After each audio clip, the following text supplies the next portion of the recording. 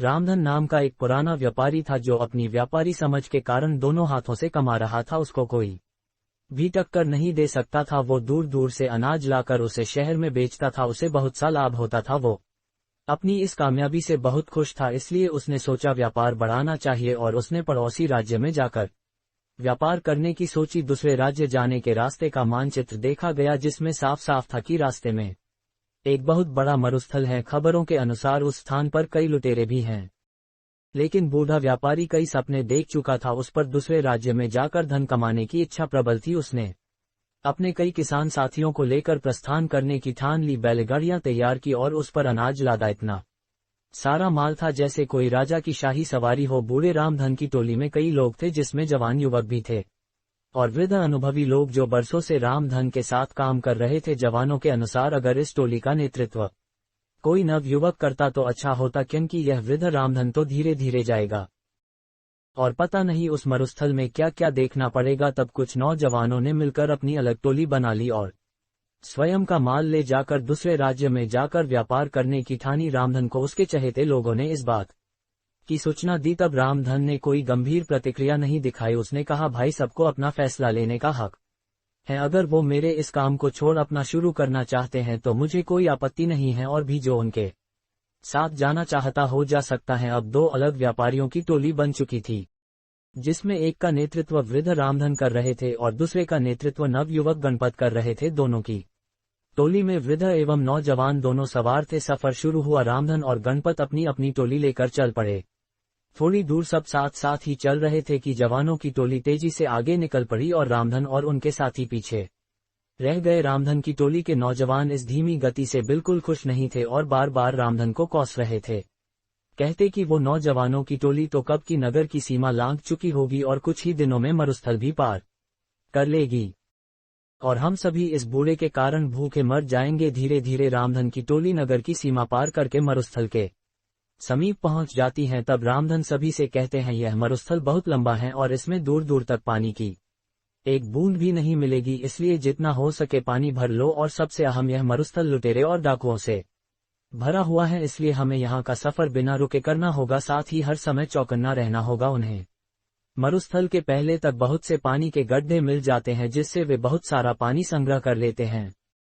तब उनमें से एक पूछता है कि इस रास्ते में पहले से ही इतने पानी के गड्ढे हैं, हमें एक भी गड्ढा तैयार नहीं करना पड़ा। तब रामधन मूंछों पर ताव देकर बोलते हैं, इसलिए तो मैंने नवजवानों की उस टोली को आगे जाने दिया। ये सभी उन लोगों ने खुद के लिए तैयार किया होगा जिसका लाभ हम सभी को मिल रहा है। ये सुनकर कर टोली के विरोधी साथी खिंचवा जाते हैं और अन्य रामधन के अनुभव की प्रशंसा करने लगते हैं। सभी रामधन के कहे अनुसार बंदोबस्त करके और आराम करके आगे बढ़ते हैं।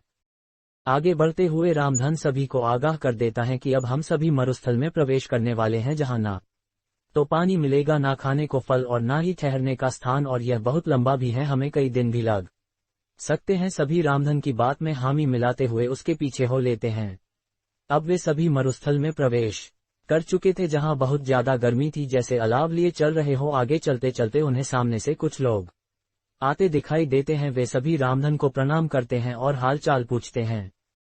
उनमें से एक कहता है, आप सभी व्यापारी लगते हो, काफी दूर से चले आ रहे हो, अगर कोई सेवा का अवसर देंगे तो हम सभी तत्पर हैं। उसकी बातें सुन रामधन हाथ जोड़कर कह देता है कि भाई, हम सभी भले चंगे हैं, तुम्हारा धन्यवाद जो तुम सभी ने इतना सोचा। और वे अपने साथियों को लेकर आगे बढ़ जाते हैं। आगे बढ़ते ही टोली के कुछ नवयुवक फिर से रामधन को कोसने लगते हैं कि जब वे लोग हमारी सहायता कर रहे हैं तो इस वृद्ध रामधन को क्या परेशानी है। कुछ दूर चलने के बाद फिर से कुछ लोग सामने से आते दिखाई देते हैं जिनके वस्त्र गिले थे, और वे रामधन और उसके साथियों को कहते हैं कि आप सभी राहगीर लगते हो और इस मरुस्थल के सफर से थके लग रहे हो। अगर आप चाहो तो हम आपको पास के एक जंगल में ले चलते हैं जहां बहुत पानी और खाने को फल है। साथ ही अभी वहां पर तेज बारिश भी हो रही है, उसी में हम सभी भीग गए थे। अगर आप सभी चाहे तो अपना सारा पानी फेंक कर जंगल से नया पानी भर ले और पेट भर खाकर आराम कर ले। लेकिन रामधन साफ ना बोलकर अपने साथियों से जल्दी चलने को कह देते हैं।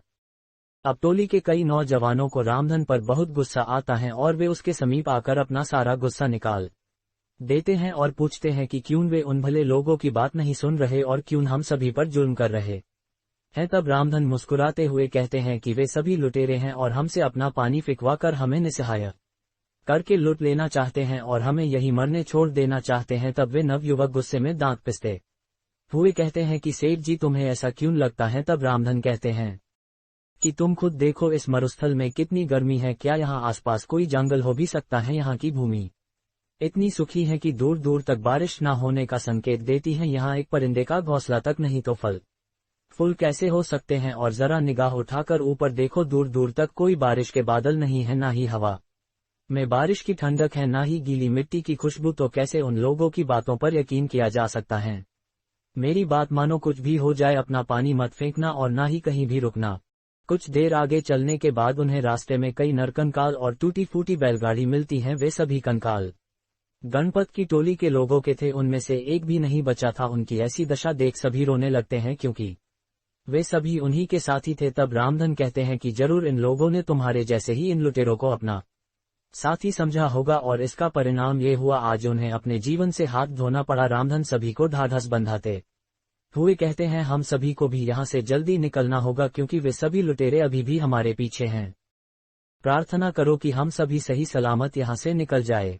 शिक्षा कहते अनुभव की कंघी जब काम आती है, जब सर पर कोई बाल नहीं बचता, अर्थात अनुभव उम्र बीतने और जीवन जीने के बाद ही मिलता है। अनुभव कभी भी पूर्वजों की जागीर में नहीं मिलता। जैसे इस कहानी में नवजवानों में जोश तो बहुत था, लेकिन अनुभव की कंघी नहीं थी, जो कि रामधन के पास थी, जिसका उसने सही समय पर इस्तेमाल किया और विपत्ति से सभी को निकाल कर ले गया। शिक्षा यही है कि किसी काम को करने के लिए जोश के साथ अनुभव होना भी अत्यंत आवश्यक है।